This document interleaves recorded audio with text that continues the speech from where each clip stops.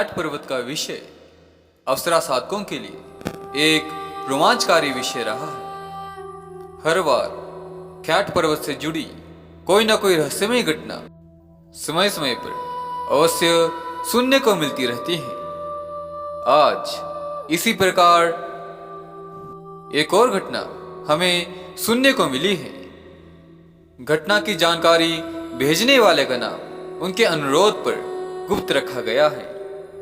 चलिए अब उनके भेजे हुए मेल को पढ़ते हैं। प्रणाम भाई साहब, आपसे निवेदन है कि अगर आप इस पर वीडियो बनाए तो मेरा नाम गुप्त रखें। मेरे नाना जी के चचेरे भाई उत्तराखंड टिहरी में उस समय ठेकेदार थे।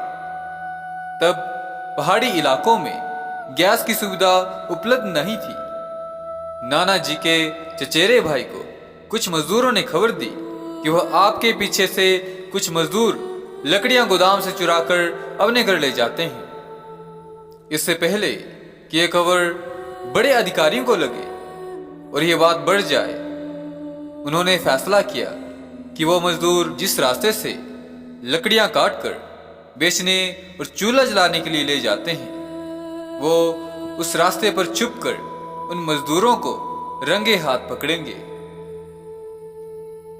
ठेकेदार की नौकरी चले जाने के डर से उन्होंने कैट पर्वत के रास्ते पर छुपे रहने का जोखिम उठा लिया। इधर मेरे नाना जी के चचेरे भाई एक टॉर्च रास्ता देखने के लिए अपने साथ ले गए और एक बांसुरी भी, ताकि अपना खाली समय काट सके। और दूसरी तरफ उन मजदूरों को किसी ने यह खबर कर दी कि आज कैट पर्वत के उस रास्ते पर ठेकेदार तुम लोगों को पकड़ने के लिए छिपा हुआ है। तो दूसरी तरफ नाना जी के चचेरे भाई अपनी बोरी दूर करने के लिए बांसुरी बजाने लगे। बांसुरी की धुन सुनकर 6 परियां अचानक उनके सामने हवा में उड़ते हुए प्रकट हो गई। उन्हें देखकर नाना जी के चचेरे भाई समझ गए कि आखिर ये लड़कियां हैं कौन। जब वो घर नहीं आए तो घर वाले उनको ढूंढने लगे। गांव के सभी लोग उनको पहाड़ों पर ढूंढने लगे। मजदूरों ने परिवार के लोगों को ठेकेदार के कैट पर्वत पर जाने की बात बताई। तो परिवार और गांव के लोग जब उसी रास्ते पर पहुंचे जहां पर नाना जी के चचेरे भाई बैठकर बांसुरी बजा रहे थे, वहां पर वो टॉर्च भी मिला जिसको वो रास्ता देखने के लिए अपने साथ लेकर गए थे।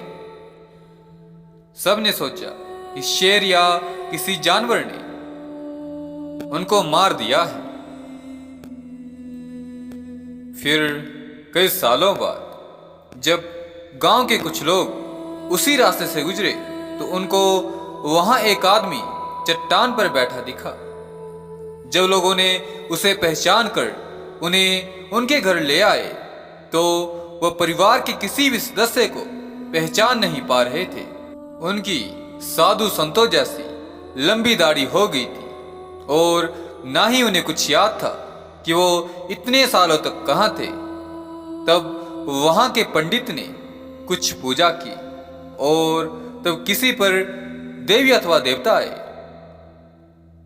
उन देवता ने बताया कि इसकी बांसुरी की धुन ने उन परियों का ध्यान खींचा था और फिर उन परियों को इसने देख लिया था, जिस कारण उन परियों ने फैसला किया कि कुछ समय के लिए इसको अपने पास रखेंगे ताकि बांसुरी की धुन सुन सके, फिर बाद में इसको यहीं छोड़ देंगे। लेकिन उन परियों के बारे में ये किसी को कुछ ना बता दें, इसलिए इनकी स्मृति मिटा दी है। ये बात उस जमाने की है जब गांव में ना बिजली थी, ना फोन और ना ही टीवी।